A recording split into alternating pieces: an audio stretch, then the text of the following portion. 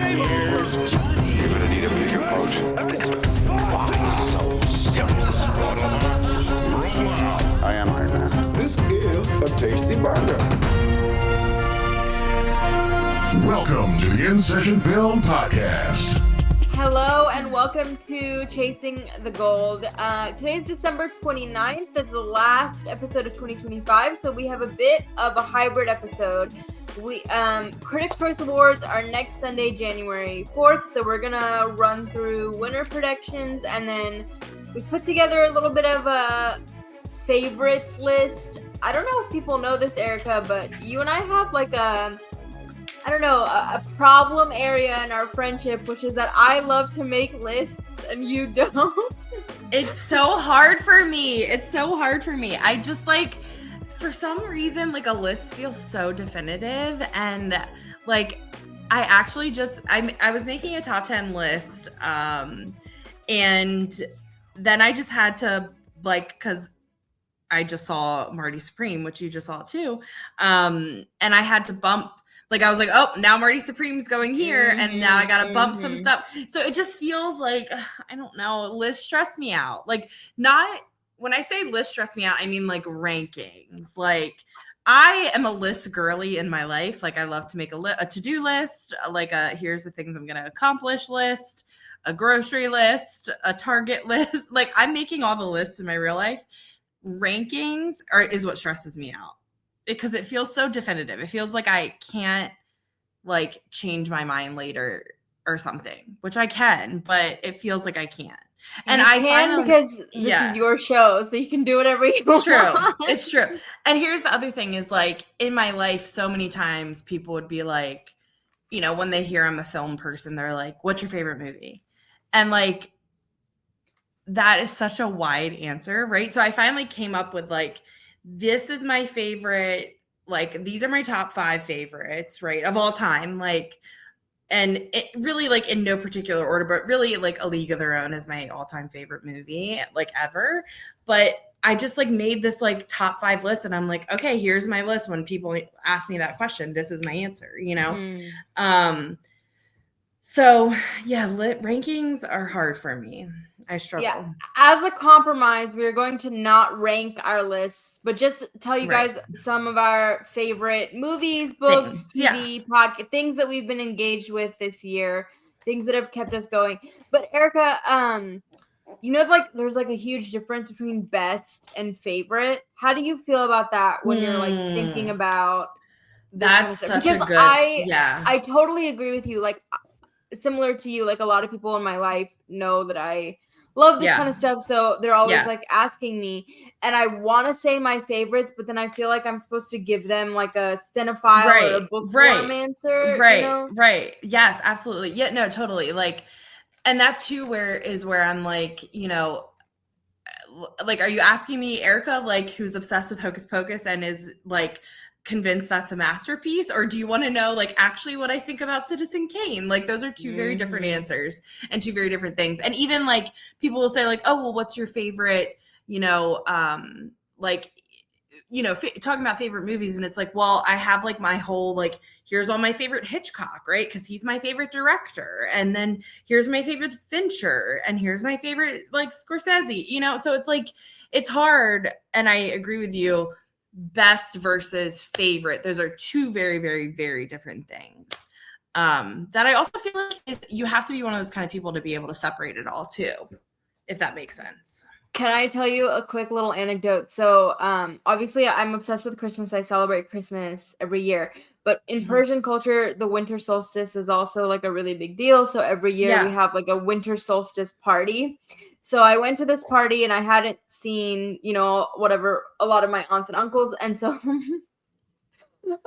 one of my aunts, she asked me for movie and TV recommendations, as they all do. And then for some reason, the conversation shifted to AI. And I started telling her, I was writing is the one thing that I'm really passionate about, and it's going away, and I don't know what to do. I started having a full blown panic attack and unloading. on this sweet woman, and I felt so bad afterwards because I was like, she just wanted to talk to me about The Hunting Wives, and here I am being like, what do I do with my life? Like, should I go to law school? It was so funny. Like, it was the most Shadan thing to ever happen because I was like, wow, like. Oh my gosh. Yeah. I mean, relatable though, right? I mean, oh, AI, So, watch The Hunting Wives. It's a good show. Okay, I just bought the book, and have you read the book? I haven't. I want to read the book before I watch the show. I've realized if I watch something that's based on a book, I'm just not going to go back and read the book. So if I miss the boat on the book, it's not happening. Okay, so we will talk about books in a little bit because Erica and I are huge bookworms. I do want to touch on Critics' Choice, who I think is going to win. Let me pull up my document that I've been working on. Okay, so for each award show, I sort of have a different approach as to how I do my predictions. For the Golden Globes, I'm sort of very focused on who are like the big stars, you know, what are the like more foreign centric breakthrough type of things. For Critics' Choice, I was really looking at what films have been dominating with regional critics. The critics definitely like to anoint the Oscars and sort of predict the Oscars, but when they're really passionate about something, they'll kind of go their own way. We saw this last year with John M. Chu winning in director. The Substance did really well last year. What else? So they definitely have. And Sinners. I'm not Sinners. The Challengers did really well last year too, even though that didn't end up translating to the Oscars. So, with all that said, and Erica, let me know if you agree or disagree with any of these. I think One Battle After Another is going to win Best Picture, Best Director, Best Adapted Screenplay, which I currently in my Oscar predictions at In Session Film. As always, guys, my Oscar predictions are updated very regularly, so please check those out. I do still have Hamnet winning Adapted Screenplay because I just refuse to believe that film is only going to win actress and nothing else. But I think I might have to switch. Like, I don't know. It's looking pretty strong for PTA winning both director and adapted screenplay. And then casting. So at Critics' Choice, they do casting and best ensemble. They're trying to kind of have their cake and eat it too. And the big two in this category for both Critics' Choice and the Oscars are One Battle After Another and Sinners. I think I'm going to go with One Battle After Another because it has like that combination of huge stars and like Chase Infinity as the sort of big discovery of the year. And then I think they're going to kind of tie picture and casting together. I think it's going to be the same at the Oscars. Like, I don't see a world where they don't pair. So I'm going to go One Battle After Another, but look out for Sinners here. I think if Sinners wins casting here, that's going to be a huge sign for SAG. And then, I mean, if there's a world where Sinners also wins picture, I don't think that's outside of the realm of possibility. I don't think that's going to translate to the Oscars, but basically I think most of these categories are going to come down to One Battle After Another and Sinners, both at Critics' Choice and the Oscars. So for Sinners, I have Sinners winning original screenplay, best young performer for Miles Catton, best cinematography, best score. There's potential for Sinners to win best sound. I think that's definitely a possibility. I'll get there in a second, but I think those are the wins that I'm confident about for Sinners. So score, cinematography, young performer, and screenplay. And then for One Battle, casting, adapted screenplay, director, and picture. And then for hair and makeup, I'm actually going to go out on a limb and predict Weapons. Weapons wasn't shortlisted for hair and makeup at the Oscars, so it's not going to get a nomination there. But I just feel like there's a lot of passion for weapons among critics groups. So I can see it kind of getting a win here. Now, if they're going to try to go the route of predicting the Oscars, I can see them obviously picking Frankenstein, but I just feel like weapons, they are going to want a place to award it in addition to Amy Madigan. But for Frankenstein, I definitely think costumes and production design are going to Frankenstein. I think that's going to ride out all the way to the Oscars. I think K-pop Demon Hunters is going to steam through animated and best song, likely all the way to the Oscars. I don't see any potential sort of roadblocks there. And actually, so one of my other big sort of going out on a limb predictions in addition to makeup is I think Rose Byrne is winning Best Actress over Jessie Buckley because she has just been dominating regional critics groups. She has more critics groups nominations than any actor in any category this year. She's far and away the leader. And I think she's just there's just a lot of passion for her. I think she's gonna win the Globe next week for comedy. And then just run away with it. I don't think she's gonna run away with it. I think Jessie Buckley is still winning the Oscar, but it just seems like the critics are gonna go for Rose Byrne.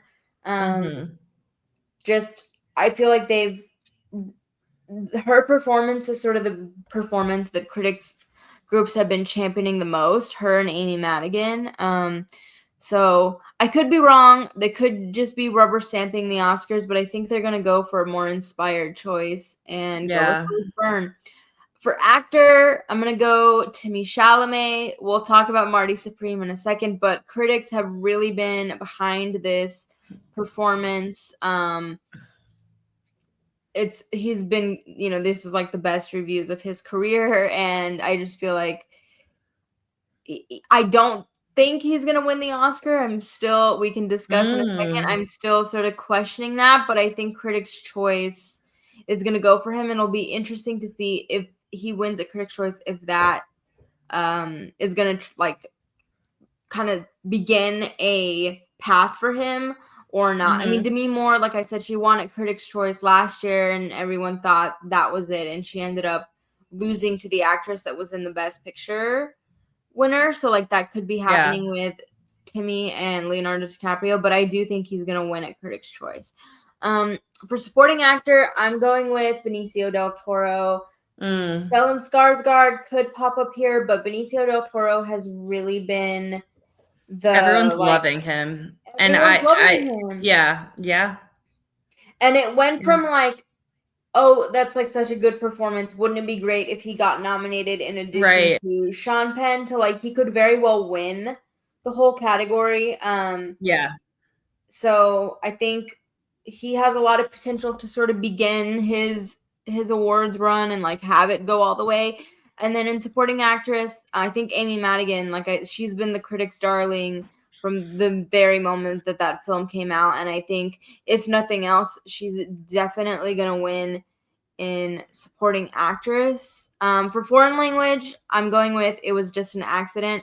I do ultimately think Sentimental Value is going to win the Oscar, but I think Jafar Panahi has such a big sort of story and momentum, and I don't even think he can attend the Globes. I think he has courts and all this kind of stuff, but I think for Critics' Choice, they are gonna want to put a stamp on him. And It Was Just an Accident has been just a massive critical darling among critics groups, and again, since it won the Palme d'Or. And then for best comedy, I am picking The Naked Gun. I don't have much confidence. It's just there's multiple A24 films and multiple Neon films, and The Naked Gun was another film that critics really championed. I think a lot of critics have just seen it, and it did well among critics circles, so it seems kind of the populist pick, whereas something like Eternity or Splitsville is a little bit more, I don't want to say highbrow, but it just seems like The Naked Gun is the more popcorny and a genuine laugh out loud comedy. Yeah, it did So really well. It did like surprisingly well. it did surprisingly well. It's been streaming for a while, so I feel like it's gotten a good audience. So yeah, I think long story short, these are gonna go pretty like what we think they're gonna go for the Oscars. I would just look out for, like I said, like hair and makeup, casting, and I think the big thing and we will do a reactions episode next week, but the big thing I'll be looking for is like, what are the speeches going to be like? What are the reactions in the room? Like, who's really getting applause, because yes, there's obviously a lot of critics there, but it's like, that's sort of the first time that we see the industry really gather. So Right. it'll be really, and it's like, very telling of like where the momentum is right now. And then I think like films can take that and like capitalize on it. Like I said, like last year with The Substance doing really well, like that really led them to push even further. And then like Honora did end up winning Best Picture, which at the time, like people were like not really sure if that was going to translate to the Oscars or not. So it'll be interesting. Like, I do think One Battle After Another is just gonna steamroll all season, and I think it begins next week. Yeah, I agree with that. I think that's pretty solid. Yeah, I think in terms of like my general philosophy for predicting, I've always been sort of had this mindset of, oh, they're gonna split the vote, they're gonna pick different things. I think the last couple years, like Oppenheimer, Honora, Everything Everywhere All at Once, we've just seen these like major sweeps happening, and I think One Battle After Another is going to be another one of those. I think it's just going to be One Battle After Another and Sinners all the way. But I think if Sinners has a really big night, like if it wins director, picture, then that'll be really telling of like, okay, not only does this have momentum in text, but it could really, like, maybe One Battle isn't as locked as we think it is. So that's what I'm looking out for, I guess, is like, how big is Sinners going to be? Is this really a race or not? Right.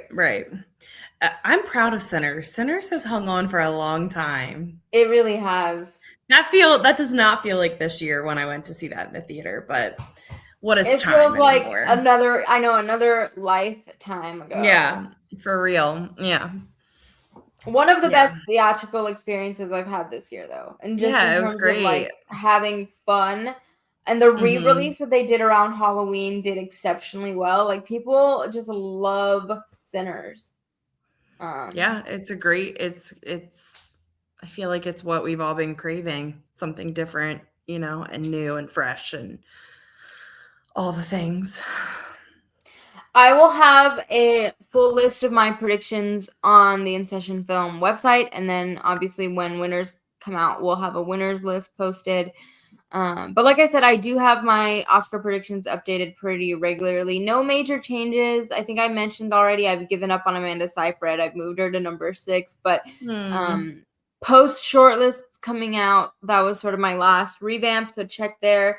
Thank you to people who have left comments.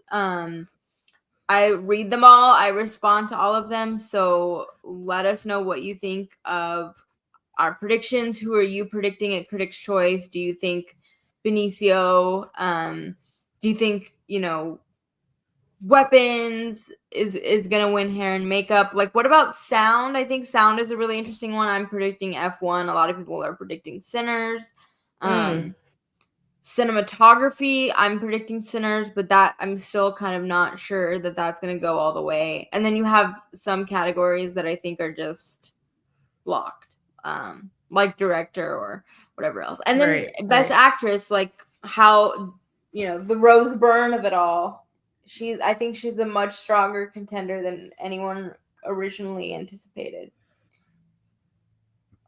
Why do we think that is? I mean, it's just a good performance. I have said I wasn't as high on the film, but she's just really, really, really good. And I think people have seen it. Like, I was worried that it was going to be one of those films that was just too small, but I think they've done a good job of getting it in front of voters and critics groups. Right. Yeah, it's funny that you say that because I was like making my list of like all the things I still need to see, and I was like showing it to Tyler, and he was like, certain what, he's like, I only heard of like 3 of these, and then we were looking at like what's streaming and stuff, and If I Had Legs, I'd Kick You is streaming on sale right now, down from like $19.99 to like $5.99 or whatever. And then he clicked on it, and he was like, oh, I think I've actually heard of this now that I'm like watching the trailer or whatever. So it's getting its reach, I would say. I retweeted a list of the most nominated actors of the awards season so far. Like I said, Rose Byrne is leading. She has 46 nominations and 15 wins. Jessie Buckley, 40 nominations, but also 15 wins. So she's doing really, really good with critics groups as well. So that'll be interesting to see, like, how that happens. And then at the Globes, like if they each win their respective categories. And then Benicio del Toro, Erica, 41 nominations and 14 wins. He's behind Rose Byrne. He's the most nominated actor of the season. Yeah. 41? That's 41. insane. That's insane. I would not have thought that. But that's good. That's great. Yeah. But we know the Oscars love comeback narrative, so it'll be interesting. Let's talk about Marty Supreme, which you and I both saw today, so it's fresh. And that'll give us a leeway to talk about most of these categories, because that's going to be nominated in a lot of places. What did you think? I loved it. I'm going to make a statement, and I think this will like resonate with a lot of people. This is what I wanted challengers to be. Like, this is what I wanted challengers to be like. And it's like got just enough like uncut gems, like glimpses in there. I loved it. It like starts off like a true sports film, and then just, becomes very sad-fy and just spirals into chaos and craziness. I loved it. What did you think of it? I'm not sure if I'm ready to say loved, but I really, really liked it. This is what I want my sports films to be, which, like, fun fact, the Larky family is really into ping pong. So I was already excited about this movie because I just like ping pong. But I like that it was like a sports movie, but sports wasn't really the point. Like, I think that's just a really interesting, like, way to approach this kind of film. Mm-hmm. And it reminded me of One Battle After Another, interestingly enough, of this, like, how many things are going to happen to this man while he's right on his mission. But also he was ridiculous at the same time. I mean, which is like, it's that thing of where you're like, I'm rooting for him, but he's insane and he's ridiculous. But in the end, I'm still rooting for him, and it had a happy ending, which I was not expecting. Yeah, I was expecting to feel differently, but I have a question for you though, which is like, what is your relationship to Timothée Chalamet? I like Timmy. I have been a fan of his since Call Me by Your Name. I've pretty much, I think, seen almost everything he's done. I don't know how much I'm a fan of him outside of film. Like, I know you and I have kind of talked about this offline, and actually Tyler and I were just kind of talking about it too, where he's kind of like coming off as like a jerk in interviews and stuff. So I don't know. I do like all the movies he's been in, though. Yeah, I liked Call Me by Your Name a lot, but for me, Timothée Chalamet, of this sort of like class of white up-and-coming actors, like the Austin Butlers, Josh O'Connor, like those kinds of, that cohort, he's always been like the least interesting to me. Not even because of his personal life. I feel like I just never got it. And then I feel like Marty Supreme, I was like, I think I understand now. Like, I genuinely think he was like really, really good.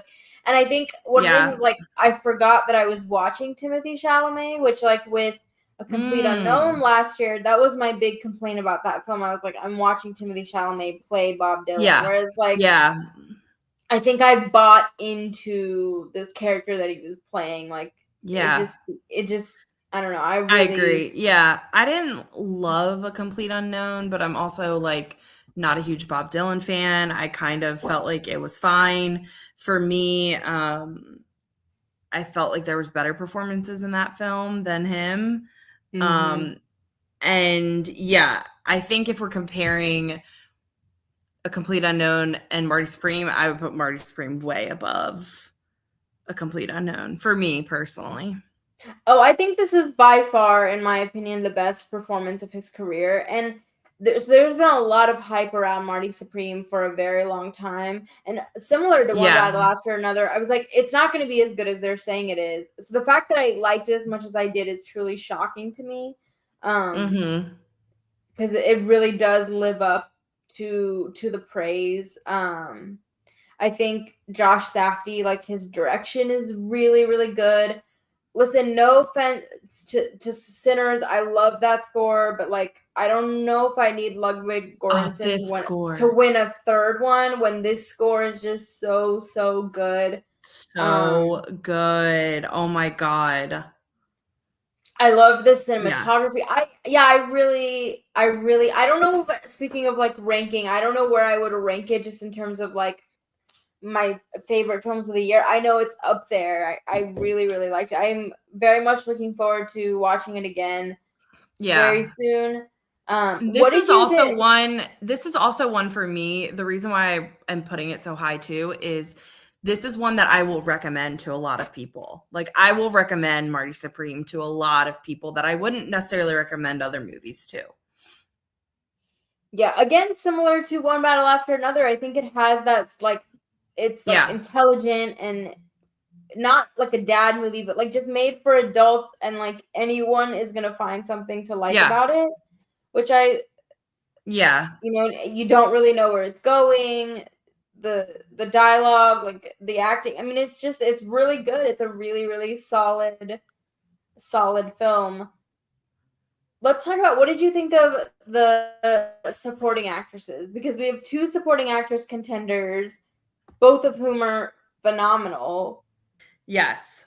So Gwyneth Paltrow, I thought she was incredible.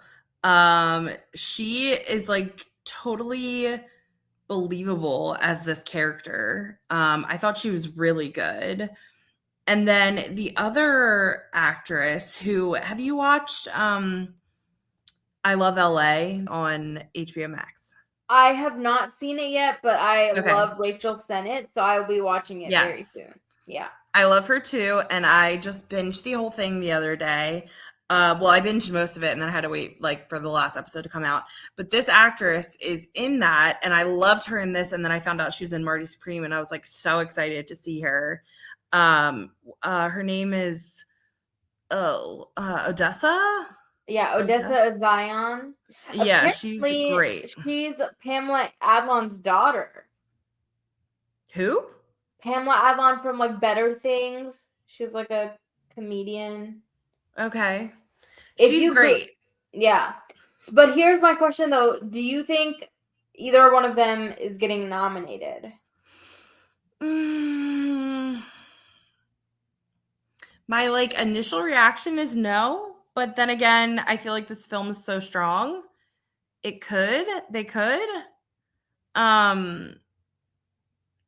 who else is in support? Who else do we have in supporting right now that we think? Let's pull up my In Session Film Awards predictions, shall we? So here's the thing. So I think Odessa Zion, if we're talking about purely performance, I think she gives the better performance. Me too. Has more to do. But she's just in way more scenes than Gwyneth. In way more scenes, but Gwyneth is, and this is not a spoiler really, she's playing an actress. And nothing that the Oscars love more than an actor playing an actress. As evidenced by the great, to Leslie, Andrea Riseborough of it all, like they just eat that up. And so, and they also love an Oscar winner who comes back, as evidenced by the Renee Zellweger, Adrian Brody, like clearly Benicio del Toro is very much riding that wave.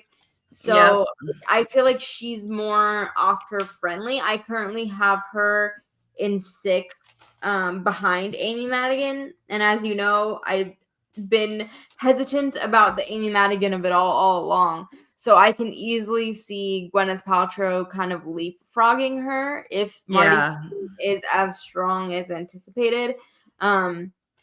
The other potential, and she's such a name, right? Like she's such a well-known name. Like people are gonna tick that box. I could totally see that happening. And she's been out there. She's done the Actors on Actors, like the round. Like she's been promoting it and sort of talking about, her big comeback and all of that kind of stuff.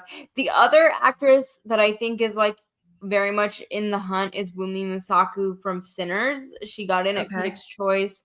So she, given how strong Sinners is, also has incredibly strong potential here. So I think we have 8 women very much in the hunt for 5 slots. Yeah. Because it's going to be interesting. Ariana Grande could easily fall out. I think, it could be like a very much been there, done that. We've already nominated her. There's a world where Elle Fanning could miss, like maybe they don't feel the need to nominate 2 people from Sentimental Value. Both Inga and Elle Fanning have been getting in everywhere, so they feel pretty solid right now. But speaking of A Complete Unknown last year, like that film came out right at the right time, had a bunch of momentum, and then Monica Barbaro got a surprise supporting actress nomination. So I think Gwyneth, like she's number 6, but she's a strong number 6. Yeah, I think that's accurate. And I thought she was phenomenal. Like I like Gwyneth Paltrow. I think she, people have their opinions about her, but I've always liked her as an actress. I always think she's so interesting to watch. And there was something very like spellbinding about her. Like I wanted her to come back, because there's kind of like a chunk of the movie that she's not in, and I was like, are we gonna see her again? Like I was waiting for her. I was wondering the same thing. I was like, is that it of her? Like, is she gonna be back?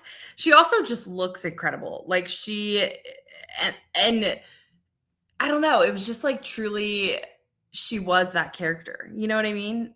And like even I was thinking about the moment when they get caught in the park, right?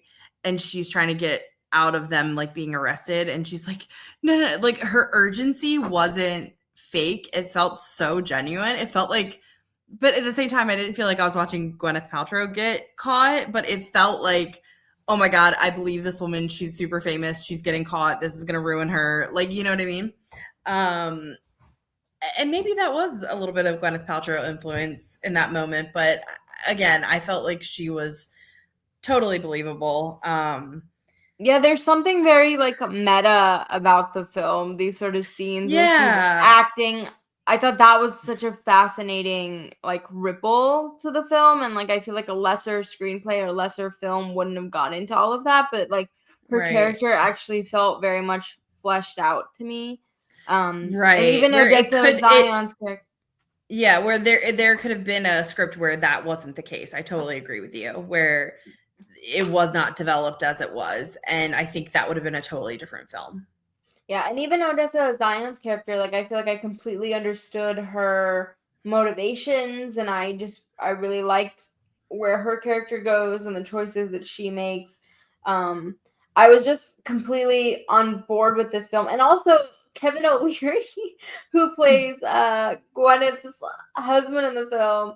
He's like a Shark Tank guy. And so like to see him, it was so Tyler was like, why is Mr. Wonderful in this? And I was like, I don't know. He's good though. Like, and I feel like he is also playing a character that is him, right? Like, but not, I don't know. I was like surprised by how like he was I thought he was incredible too. Like totally believable, totally not like, if I didn't know who he was, I would have just thought he was some actor that I didn't really know who he was. You know what I mean? Like, I thought he was great. So, I want to talk about Best Director because we have seen the same cluster of directors get in everywhere so far. There really haven't been very many surprises. So we have Paul Thomas Anderson, Ryan Coogler, Chloe Zhao, Jafar Panahi, Joaquin Trier, and then, Del Toro has gotten in at Critics' Choice. Everywhere that there's been 6 options he's gotten in. Mhm. Is there a world where one of the 5 misses and Josh Safdie makes it in there? Because I do think I Marty definitely Supreme, think so. but who misses though? Like, I think he definitely has a shot, but I'm like, I feel like Chloe maybe, like Hamnet, Yeah. vulnerable in director. I mean, but she's the previous winner. Yeah. Joaquin Trier. I'm I feel like Marty Supreme has so much more like oomph right now than Hamnet. So maybe I don't know. But I definitely can see a world where he gets in for sure. This is why I'm so curious about, like with Critics' Choice, like if Hamnet were to win Jesse and then like something else in addition to that, because I do think Hamnet is strong, but I don't know how strong, and I don't know like Mhm. if Chloe is vulnerable. I mean, maybe Joaquin Trier is, but I mean, we know that the director's branch is like super international, and so he seems like on paper he would make more sense, especially after how beloved The Worst Person in the World is. Like, it just seems like they would go for him over Josh Safdie in his sort of like solo directorial debut, I guess. Right. I do want to go through like the categories that I have Marty Supreme in, and I would Okay. love for you to tell me if I've overestimated or underestimated this Okay. film. Again, y'all, in session film awards tab, that's where you'll find my predictions. They are constantly updated. So I do have Marty Supreme in Best Picture. I have it in Best Actor. I have it in Original Screenplay. I have it in Casting. Currently in my 5th slot, but I'm feeling pretty good about it. I think the casting is phenomenal. I have it in Editing, which Josh Safdie is also an Yeah. editor on Yeah. the film, so he's screenplay and editing, and then if he gets the director nomination. I'm not sure if he's a credited producer or not. I do have it in cinematography as of right now, but Train Dreams is rather strong in cinematography as well. So it's my 5th Yeah. in cinematography right now.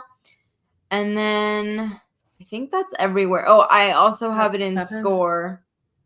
Oh, the score is so good. The score is so good. I also have it in production design, which now I'm like, maybe not. I'm probably gonna take it out. Although I would we say did, the only 2 I wouldn't have picked like initially were probably production design, and honestly, I don't know if I would have picked casting.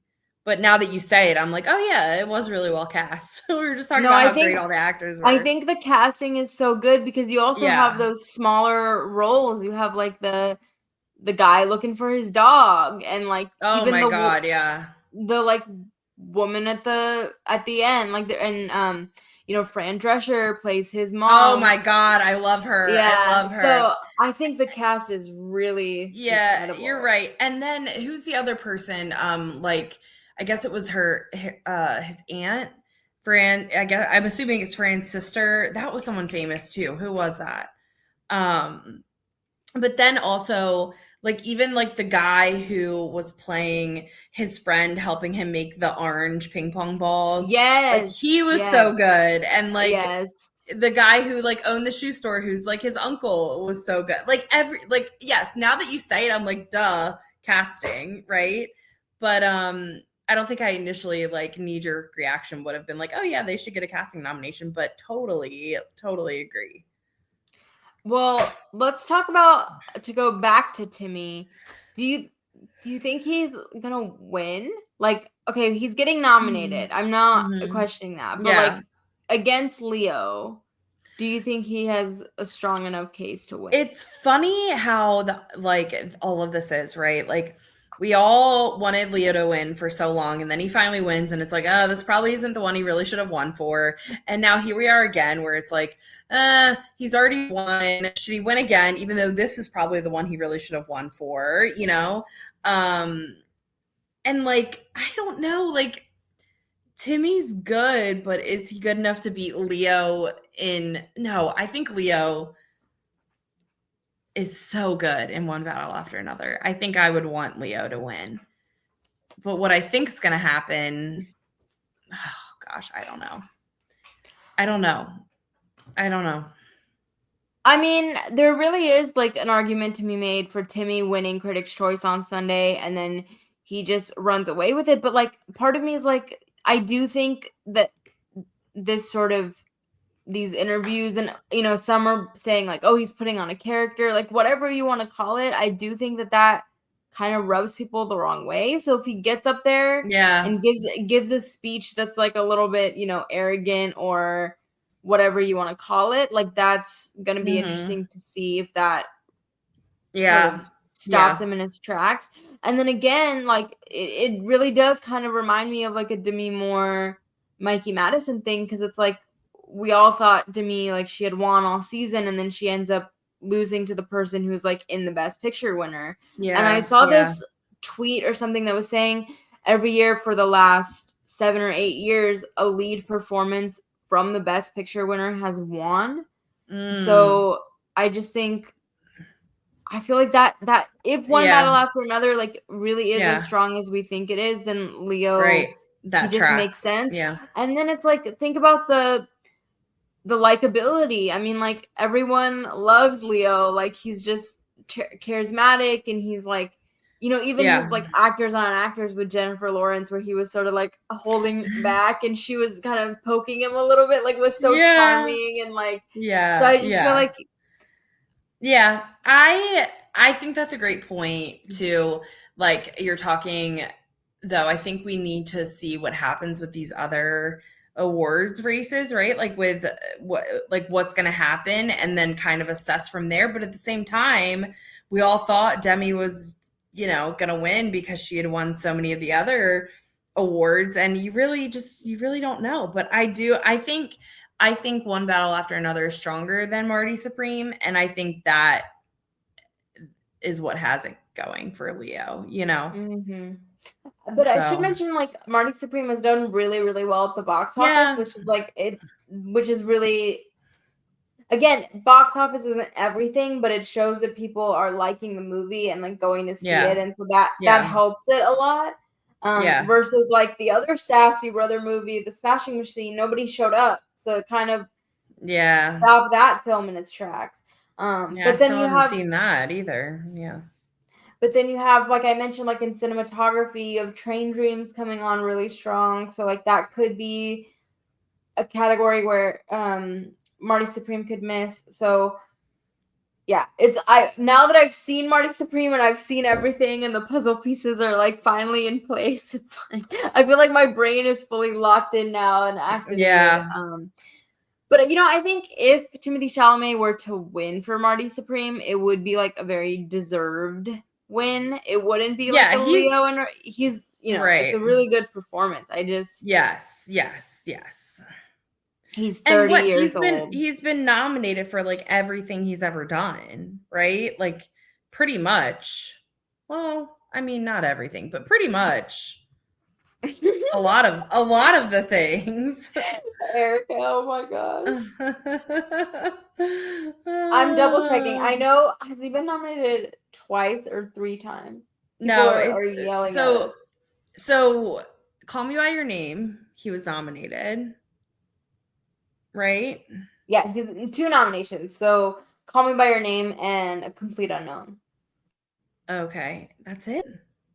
Yeah, which, like, it's interesting, his whole, like, oh, I've been giving really good performances for 7, 8 years or whatever he said. It's like, you haven't been around that long. That just really rubbed me the it's wrong very way. arrogant. It's very Yeah. It's not a arrogant. good look for Yeah. him.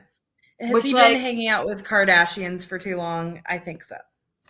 can I tell you though, the Kylie of it all actually makes him more likable to me. Like it You think? it makes him more interesting to me rather than less Okay. interesting. Because I'm like, Yeah, imagine Timothy Chalamet being your stepdad. Like I would love to be a fly on that wall. Like I just really want to know. Do you know who I love? That's a Chalamet, I guess, is his sister, who is in that HBO show, The Sex Lives of College Girls. I freaking love that show. God, what's her name? It's something. Pauline? Oh God. Is it Something. Pauline? Yeah, I just love her. I think she's hilarious. More of her, please. Like, let's put her in some more stuff. I definitely, on another episode, we're going to get into the broader conversation of who in Hollywood is allowed to be arrogant and who is not. Because Yes. Michael B. Jordan has been acting since The Wire. And yes, which we love The Wire here. We love The Wire, obviously. He gave an interview talking about how he's been overlooked for, he would be finished. But when you're Timothy Chalamet, exactly. You're allowed to do it. Period. So like I think ambition is okay, but I think, us Americans, we like our humility, and there's I said, there's just a lot to dig in, and like, is it gonna actually get in his way? No. I mean, Adrian Brody isn't the most likable person in the world, and he won last year. Whereas like with the Sean Penn versus Benicio del Toro, like I think Sean Penn being sort of problematic, prickly, insert whatever word you want to insert here, like that has been enough to kind of slow him down. So it's interesting to see like who's allowed to get away with it and who's not. Right. But let's transition to a much lighter topic, which is our favorites of the year. Yes. 2025 has been a ride, shall we say. So as we close out this episode, if you're still with us, thank you. Hang in there because we have some fun recommendations. Erica, what were some of the things that kept you going or kept you inspired, kept you excited, kept you engaged? Yes. In 2025? So obviously, let's just get this one out of the way in the very beginning because I think it's one of yours too, based on your Spotify Wrapped, if I do say so myself, is Miss Taylor Allison Swift, of course. Freaking just adore her. The documentary, I've watched it like 3 times. I've watched all 6 episodes like 3 times at this point. I'm obsessed. I love that it's also like about her cast and crew, and I feel like I know them so much better now. And like then I rewatched the concert too, and I just feel like watching the concert after getting to know them better, it just like is this whole thing.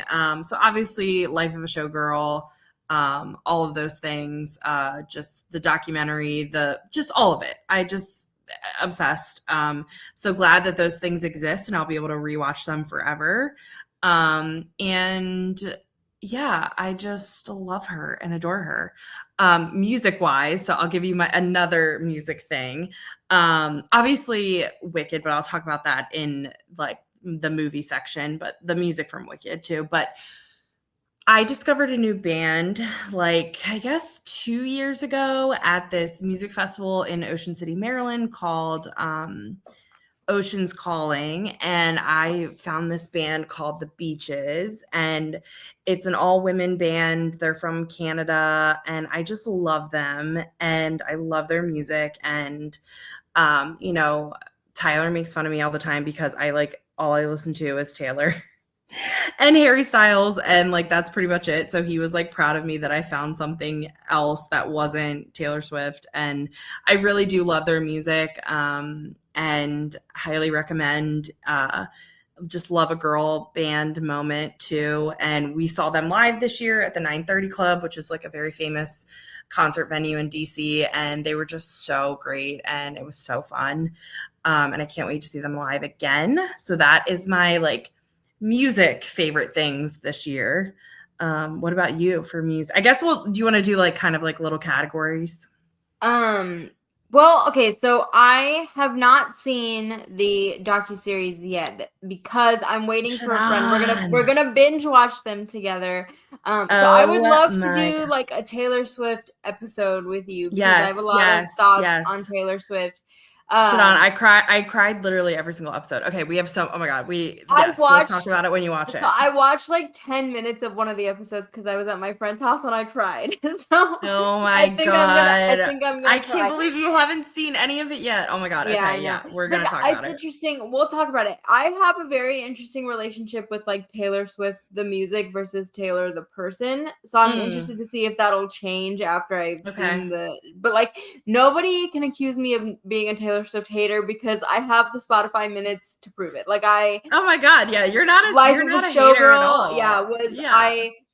all.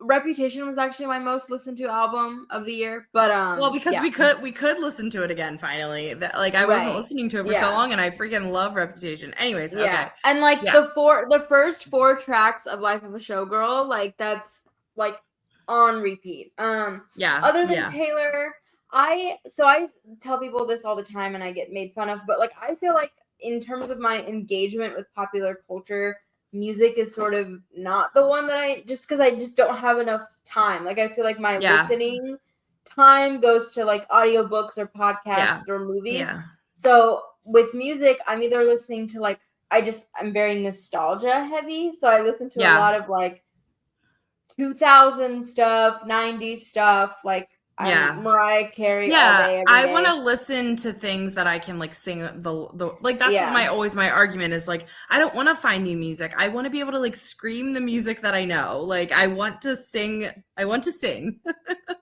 Completely. I did start listening to Ray a lot this year. I was like super late to the Chapel Roan thing, so I like finally got into her album, Sabrina Carpenter. So I was like really leaning into happy pop, and then also film scores. I cannot recommend to people enough just putting on a film score that you really love. Because like if you're get work done. To get work done, exactly, because the lyrics are not going to distract you from what you're doing, and it'll put you in a really good headspace. So that Marty Supreme score. I even do that when I'm reading sometimes. That helps me like concentrate and not be distracted when I'm reading. Do you have a go-to film score? Ooh, I love this question. Okay. I love the Social Network film score. I love a lot of Hitchcock film ones, Vertigo, like any Hitchcock ones, any Hans Zimmer, what are some other scores that I really love? Like all of the like really well-known ones, of course, but I always recommend the Social Network and Vertigo. Vertigo score is so freaking good. I'm big on Nicholas Bertel. Like if Beale Street Could Talk score. Oh yeah. I would just listen to that on repeat. So like anything that he does, anything that's like instrumental of like, the Trans-Siberian Orchestra, I'll listen to year round, whether it's Christmas or not. And I'm taking note of everything we mentioned, and I will try my best to list them all below, so you guys have lots of recommendations. So what about TV? So we know In Session Film is a film website, but you and I are both avid TV watchers. What was some of your favorite TV of the year? I feel like we have watched so much TV this year. Like usually we're like come home from work, have dinner, sit down, like let's watch a movie. This year we watched a lot of TV. There was so much good TV this year. I really loved Task on HBO. Did you watch Task? Oh, I'm saving it because that's like I'm gonna watch it with my mom type of a thing. So yeah. Oh, it's so good. I loved that. I was really looking forward to that. Just knowing that it was like the same people that did Mayor of Easttown, which I loved. Love a good Philly accent. I love a good any accent, honestly. Boston, Philly, Baltimore, obviously. Some people can't, most people can't do it. If you want to know, watch The Wire. The Wire does it the best, obviously. But But yeah, I love Task. We also binged 3 seasons of The Diplomat this year, which we really love that. We binged All Her Fault in one sitting. I thought that was fantastic. Just That's like on a my wild list. Oh, it's like a wild ride, Shadan. Like I can't wait to see what you Yeah. think of it. No, I've watched it. I mean, it's on my list of things to Oh, talk about. Yeah. okay. Yeah. Oh, good. Yeah. Okay, yes, I'm excited. Yeah. But we also every New Year's Eve we get like a like murder mystery game box and order Chinese food and stay in and like binge a show. So we're gonna watch The Beast in Me, which I've been hearing a ton about. Did you watch that one yet? I have seen that one, yeah. Okay, you don't seem excited. Well, I don't want to like sway you either way. Okay. I mean, Okay. I will say like I binged it very quickly. Like it's very bingeable. Once you get it, like once you start, you're on the ride. Good. Okay, good. Yeah, because everyone keeps telling us to watch it, and I'm like, that'll be our New Year's Eve show. So yeah, I'm looking forward to that. What about you for TV? Well, so I'm gonna ask you this question, but yeah, my sort of New Year's resolution in terms of like pop culture, my relationship to pop culture is to try to like push myself outside of my comfort zone, because I think when things get hard, we do turn to very comforting things, and I did that a lot this year. So my goal for 2026 is to like challenge myself a little bit more with things, like knowing like this thing might make me uncomfortable, but I want to engage with it. And the reason I feel inspired to do that is because of The Pit, because I have never really done medical dramas for a wide variety of personal reasons, but I just heard so much about it and I was like, you know what, I want to watch it. I'm gonna try to put myself out there. Have you watched it yet? I have. I mean, it was like one of the most incredible viewing experiences across like film, TV, anything. I can't wait for season 2. I'm probably gonna rewatch the first season to get ready. Like we're probably gonna rewatch the first season too. I'm also not a medical show girly. I just like can't and I usually have no interest, but I was blown away by The Pit also. So I know, I mean, it won all kinds of Emmys and people have been talking about it, but if you are like me and you are hesitant towards medical stuff, I would say just give this one a shot. And it's short. It's not like ER where there's 20 something episodes a season. There's like 10 episodes. It's very bingeable. And it's emotional, but not the kind of emotional that's like beating you over the head with it. Right. And I love it because it's done very different than a lot of ways we watch shows. I think most people know this by now, but just like the whole season takes place over one shift. So you're seeing an hour of each shift of these people's lives. And as someone who like all my friends, like a lot of my friends are nurses, and I hear their stories all the time. And like, I just think it's so fascinating. And there's sometimes you're going to want to look away. Sure. If you're like squeamish, but just like Shadan said, give it a try. I can't wait for season 2 is like beginning of January. So I'm so excited.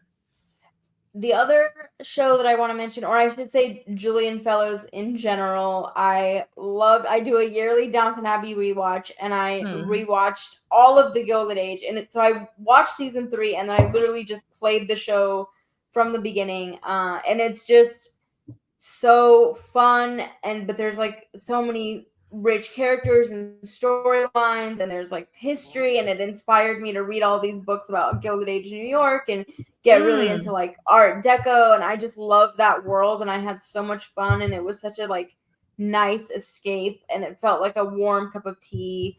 And I just I'll tell you that enough.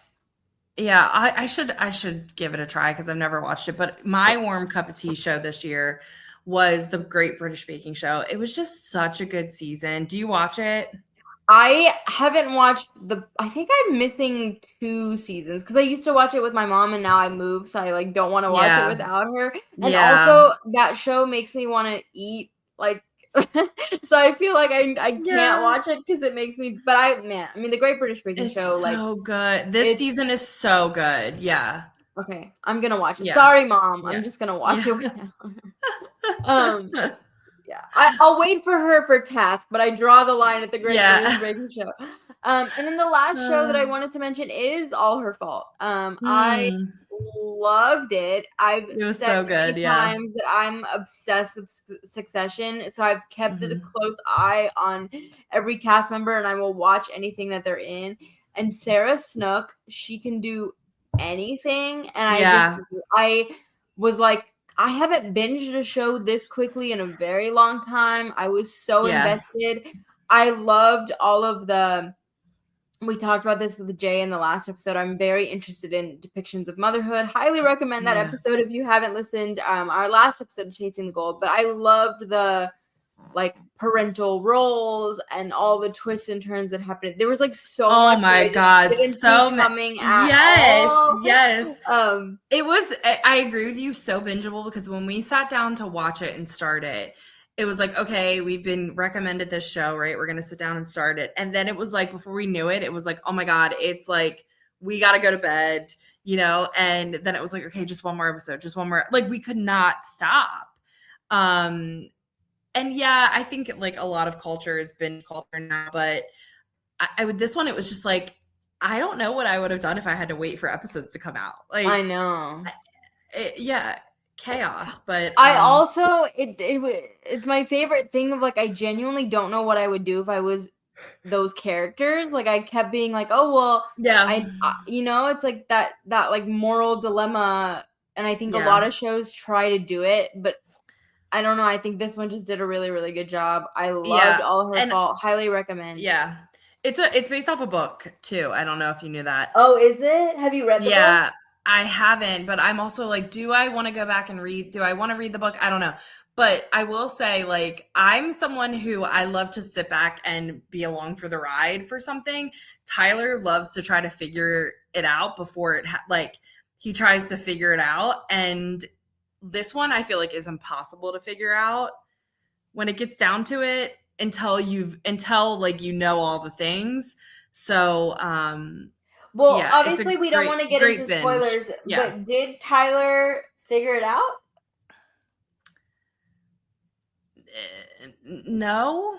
Not until we knew gotcha. Pretty much. Yeah. You know what I mean? But no, it's so bingeable. It's fun. It's a fun watch if you have time, especially, right now during the holidays when you have time off and you're just rotting, hopefully, and relaxing. And, it's a great binge. It's a great binge.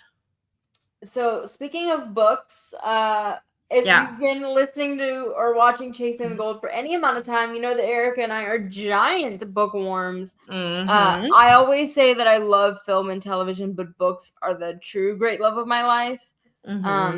And Erica, for those of you who don't know, is very passionate about her book club. One of my favorite updates to get from you is just about your book club. I love when you tell me anecdotes about your book club. So tell me about your reading year 2025.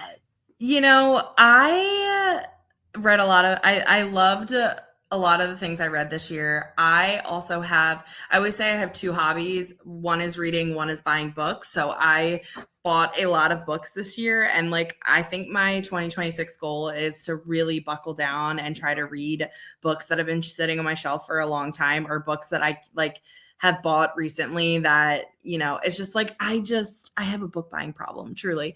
And I want a, Beauty and the Beast library someday. But yeah, wait, what was the question? What did I read this year? Oh, so I also go through this really weird reading slump every year in the wintertime because I love to read outside. I am a read by the pool, read on the porch, read at the beach kind of girl.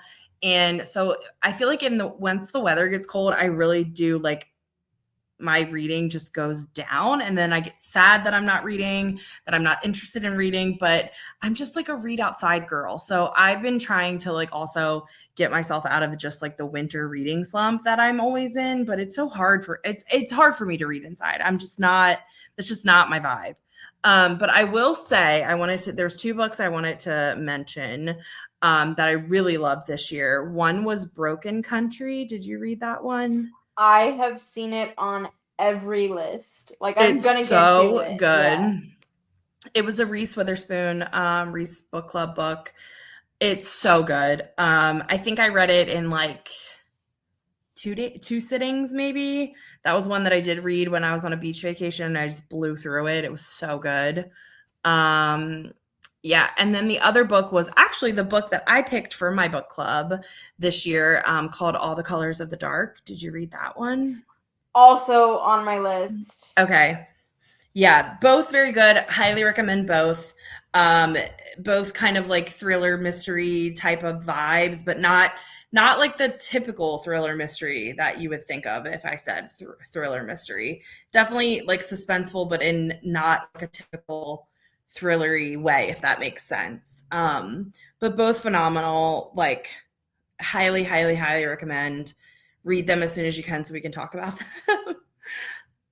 I had a really weird book reading year this year because I read 46 books and 45 of them I read like was like January through June, and then I just stopped reading and like didn't read at all in the second half of the year. That's so not like you. That's crazy. Yeah, I think it's just because I was like struggling a lot in my personal life and I felt like I couldn't read. I just didn't have the attention span to read. Yeah, I get it. Yeah. So, but then the things that I'm like going through my Goodreads, like scrolling, and I'm like, oh, I love that book. I really liked everything that I read. I don't know why I just completely stopped. But I can't do two. I'm sorry. I have like way more to talk about. No, that's fine. Yeah. Intermezzo by Sally Rooney. I love Sally Rooney, and Intermezzo. I remember us talking about that. Yeah, my favorite of hers. I loved that book. I highly recommend it. I read 11/22/63, my very first Stephen King novel. Loved that. I bought that. I haven't read it yet. I bought it, but it's been on my list forever. And then I sort of became obsessed with these sort of long family saga books. So I read Pachinko, which was phenomenal book. The TV show is also incredible, and they're like very different. They sort of function in different realms, if you would. So I highly recommend both of those. Also similar to that in terms of like a family saga over generations is The Covenant of Water by Abraham Verghese. I just bought that recently, not that long ago. It's so good. It took me a while to get into it, but I was just, like, I think about it like every day. Like literally think about it every day. Yeah, I feel like I saw someone talking about it and was like, it was actually just somebody like that tagged somebody on an Instagram post that was like, finish reading this so we can talk about it. Like they're like calling their friend out. And I was like, oh, what's this book? And I like read I read a little bit of like the, back cover or whatever. And I was like, ooh. And then I was book shopping with some girlfriends, and one of my book club friends picked it up and was like, didn't you just say you wanted to read this? And I was like, yes. So I bought it. So I also discovered Dolly Alderton this year. She has 3 books. I read all of them. Really good. Everything I Know About Love. I wish I would have read. That's a good one. At 29 instead of 30, because I felt like it just made me feel better about where I was in my life. Do you know what I finally read this year that I had bought, and it's been sitting, and it's one of my favorite authors, and I know it's one of your favorite authors. It's like The 7 Husbands of Evelyn Hugo. I finally read that this year, and it's one of my it's like one of my all-time favorites now. Here is the problem with my 7 Husbands of Evelyn Hugo is that it's so good that like no other Taylor Jenkins Reid book compares. Have you read Atmosphere yet? Have you read Atmosphere? Okay, I haven't read it yet. I finished it last night. I finished it literally last night.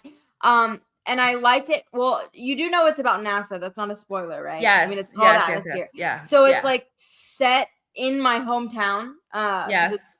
So like that was really interesting because some of the restaurants and like dive bars that they mentioned are my local restaurants. Oh, I love it. Like that was really special. And part of me was like, I wish this was my first Taylor Jenkins Reid book because then I would have been obsessed with it. But like she has set the bar so high that I like know. nothing is Well, gonna measure to Seven Husbands. a lot of my book club, yeah. a lot of my book club girls have read it and been obsessed, and we all were like, oh, somebody should have picked it for their book this year, but yeah, I can't. I bought it, and it's again sitting on my shelf. I'm gonna read it. I need to read it like as soon as possible. Yeah, I've read a lot of Houston books. I've never read like a Clear Lake book, so that was really interesting to be like, she's talking about my street. It was really weird. Oh, If that's so any of cool. you are from that area and have read books set in the NASA area, let me know because that was so wild. I love it. The last sort of book thing that I want to mention to transition into movies is that I read Hamnet, the book, in anticipation of the movie. Incredible book. I love the movie. I prefer the book just because it's much richer. But I also just read a lot of backlog of Maggie O'Farrell. I think I only have like 2 of her books left to read. But I just adore her because all of her books are so different. Like different genres. Like she has, what is it called? Like My Lover's Lover, which is sort of a take on Rebecca, which was really interesting. Like she's just a phenomenal writer. So I highly recommend Hamnet, but then she also just has this incredible backlog of books. Okay. Yeah. I'm like, I did the audiobook for Hamnet and I don't think I finished it. I need to finish it. It's really, and like I love movies that you sort of exist separately from the book. Like they are obviously like close enough, but I feel like you can easily just get so much out of the book having watched the movie. Like it's not like, oh, I've seen the movie, I know what happens. Like the book, Yeah, kind of like it has its own life almost. It's such a beautiful adaptation. Yeah. Love Maggie O'Farrell. One more that I wanted to mention book-wise was Wild Dark Shore. Did you read that? Also, like Wild Dark It's Shore really and All good. the Colors of the Dark, like those two have been just like on in my periphery for so long. So those two and Broken Country, those are my recommendations for you. So Okay. good. Yeah. I'll get on it. All right, let's close out by talking about movies. I will probably most likely have a top 10 list at some point. But Erica, what have been your favorites? Okay, so I'll give you my like knee jerk, like I was asked to make a top 10 list and here's my, like I was just like, okay, whatever comes to my mind is what I'm gonna write, you know. So Wicked for Good obviously is my first pick. And then One Battle After Another. And then Marty Supreme coming in at number 3 just today. Then Wake Up Dead Man, Sinners, F1, The Long Walk. I loved The Long Walk. I thought it was so good. Roofman, Materialist, and Begonia. That's my like immediate. Also, I still haven't, there's so much I haven't seen. Like I was making my list, like I said, I haven't seen Eternity, which I've been looking forward to that for so long. Die My Love, If I Had Legs I'd Kick You, Sorry Baby, Hamnet, Sentimental Value, Blue Moon, Is This Thing On? The Baltimoreans, that was like a kind of holiday-ish kind of movie, local, obviously in the Baltimore area, made film. The Testament of Anne Lee, The Smashing Machine. I mean, there's still so much I haven't seen. Not that I think like The Smashing Machine is going to make my top 10, but things like Eternity, Hamnet, things that I think could make my top 10 that I haven't seen yet. And my little honorable mention is Caught Stealing, because I think that one caught me and Tyler really off guard. We just like, let's go to the movies, and we love, you know, Austin Butler, and it was so good. We had a great time. I thought it was really engaging, really fun. But yeah, that's my like knee-jerk reaction top 10 from what I've seen so far. So that's a good list. Thank you. I haven't officially made my top 10, but I'm definitely gonna have some crossover. You really liked Wake Up Dead Man that much? I loved it. I can't wait to watch it again. I love those movies though. Like Knives Out, I watched so many times. Like the first one, love it. I watched that probably 5 times at this point. Yeah, you're gonna be on that island by yourself with that one. I don't know. I just this third one, I loved it. I couldn't do it, but I'm happy for you. Yeah, I thought it was so good. I maybe because I went in with kind of low expectations because I wasn't sure, but I thought it was great. I don't know. I can't wait to watch it again. I don't know. I think I did you a favor there because I told you I wasn't a huge fan, so maybe I helped you out. I don't know. Like, I feel like sometimes I overhype things and then you end up being disappointed, and then sometimes I'm like, I didn't like it, and then you end up liking it more. So, if I had to say off the top of my head, I mean, obviously, The Testament of Anne Lee, like, I will never shut up about that movie. Dime, I love. Train Dreams, I loved. I did have Train Dreams on there, and then it just got bumped off. Yeah, I do want to say, like, speaking of best versus favorite. I did, like, so I don't know, did I tell you? I think I told you briefly in a voice note or something that I went to a screening, like an advanced screening of The Housemaid. And it was, Erica, one of the best theatrical experiences of the year. Like, I had so much fun, and then I tweeted that out, and people were like, it's not a good movie, and I'm like, that's not what I said. That's not what I said. That's not what we're getting at here. I didn't, it's not a good movie, like, at all, but I had the time of my, like, I just had so much fun, and I took a friend with me, like, as my +1, and she was like, are all of your press screenings this much fun? And I was like, no, they're not. Like, people were like hooting, hollering, laughing, screaming, like, I cheering, love that. Like, and it's my favorite thing that happens when the whole theater is like watching a movie and then somebody makes like a snarky, like, sassy comment, and then the whole theater bursts out laughing. There was a lot, and that's the kind of movie that you want that to happen in. And I just had I cannot recommend, like, just go to the theater and have fun and, like, eat your popcorn. Like, I just had so much fun. And, like, Amanda Seyfried, like, between The Testament of Anne Lee and The Housemaid, 2025 was the year of Amanda Seyfried. I'm obsessed with her. Like, she could do anything. Great. Somebody said, like, if Amanda Seyfried played both roles in The Housemaid, like, it would be, like, a top 10 movie, like, genuinely. Like, oh my gosh. Sydney Sweeney, like, she was there. I mean, she was like wallpaper. Like, I have no comment about her, but, like, Amanda Seyfried, she just what I love movies that know exactly what they are, and I love when actors and actresses know what movie they're in. And to me, like, The Housemaid, like, it knew what it was, it knew what it wanted to be, and Amanda, like, she knew the notes she had to hit, and I just had so much fun with it. So I just wanted to talk about that theatrical experience real quick, because I've been waiting to tell you for weeks. I can't wait to go see it. I read the book, obviously. I'm assuming you read the book. I haven't. Should I go back? Oh, you haven't? No, I never did. Well, listen, somebody that I talked to last night that had seen it, she was like, it was so good, it was so fun. Same thing. She said it was, like, really fun. But I was like, did you read the book? And she was like, yeah. And she was like, the movie's a little different than the book. So I'm interested, having read the book, to go see the film and see what's different. So I will report back to you, because I'm not sure what is different, but interesting. I decided not to read the book because I was like, if I know what's going to happen, I won't have as much fun. Like, maybe that's why I did have. That's how I feel about All Her Fault. Yeah, but I'm definitely going to read that book now, because I just love that world so much. And honestly, I had so much fun with The Housemaid. I'm probably going to read that too. Well, and The Housemaid's a trilogy. Yeah, and I wonder if they're going to. I haven't read the other two, though. Yeah, I haven't read the other two. And then real quick, I do want to tell you about going to see Avatar: Fire and Ash. Oh, yes, guys, we're about to hit like an hour and 20 minutes. If you're still here, thank you. We're almost done. But so I went to see Avatar: Fire and Ash with my Aunt Fairy. So I have aunts that are related to me that I love very much, but I also have this community of women that I just grew up with.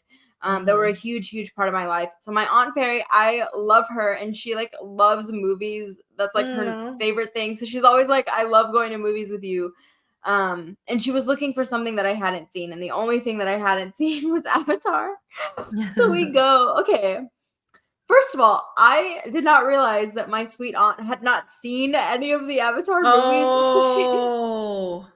So she was, like, asking me for plot, like a plot summary, like, in the first few minutes of the movie. And I could not remember anything about these movies because I've only seen each of them one time. Right. Yes. So I was like, not confused necessarily, but I had no idea. I was like, it's a planet. They're on this planet. Like, that was just hysterical. That's such a hard question to answer, though. I know. And then we just had the best time because we were crackling because she kept turning to me and she was like, is this a family movie? And I was like, yeah, people take their kids to this. And she like couldn't wrap her mind around that. And so every time something would happen, she'd be like, really? This movie? This is the movie that families are going to be seeing during. That's so funny. I had the best time with her. So that was the highlight of going to see that. So what did she think? What did she think leaving, never having seen the other two? What was her reaction? She was like, oh, it was so beautiful. Like, she had the reaction that everyone else. Yeah. She was like, I didn't care about the story, but I thought it was beautiful. And like, we saw it in 3D. And so like, it really was like an incredible visual spectacle. But here's my thing, Erica, with these films. Yeah. And I will say, if you're interested in seeing it at all, you have to see it in theaters. Because I feel like if you just see it at home, no matter how nice your setup is, like what is the point? Right. But I don't understand. So like because you mentioned to me before we started recording that Tyler told you that like the third one is very much a continuation of the second one. And so like this spider character, like the kid who like grew up on Pandora. You know what I'm talking about? Yeah. Like, the human boy? Yes, I know what you're talking about. Yeah. I think like making him such a big part of the sequels was a huge mistake. Because I don't know if it's like an acting thing or what, but I'm like, I'm not invested in this character at all. Like, if they would have just focused on the Zoe Saldana, Sam Worthington, like original family and just like focused on them and then just showed us more of Pandora, like I think I would have been completely on board. But I'm like, I don't understand why we're like wasting. I don't mean to. I guess that's too snarky. I just don't. I feel like it was such a wasted opportunity to do that because I think also the motion capture, like the performances, and I know JD has mentioned this, like the performances that they're giving is so good and so interesting to even see how the technology has advanced between the three films. That I just wish we would have gotten more of that. And I feel like the expansion just hasn't worked as well as they would have liked. And I just feel like at some points it's like they're literally doing Titanic, but like on a different planet. Like literally. Oh my God. Yeah. So, and my thing is like your film can't just exist to be a visual masterpiece. Like, it has to have some compelling story. And that's my problem with these films. Will I go see this one in theaters? Yes, I will. I will see it. But something that's 3.5 hours long, like, you need some story in there for me. Like, I need some story, you know? I will say the third one is better than the second one. Like, okay. Yeah. Okay. Good to know. I enjoyed it more than the second one. Oh, so okay. Good. Okay. But like, are they good movies? I don't think so.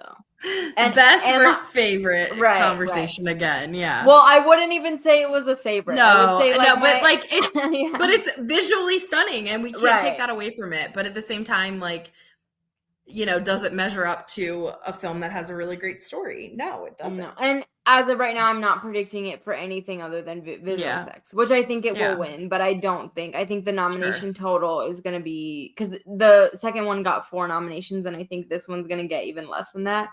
But can I tell you, my favorite, how many times have you seen The Way of Water? Did you? Yeah, just once. Okay. Same thing. Like, same thing. I see it in the theater and that's it. Yeah. So there's like a scene in The Way of Water, which is one of my also favorite theatrical experiences because it's like these like whales or whatever they are. Yeah. Apologies that I don't know the name.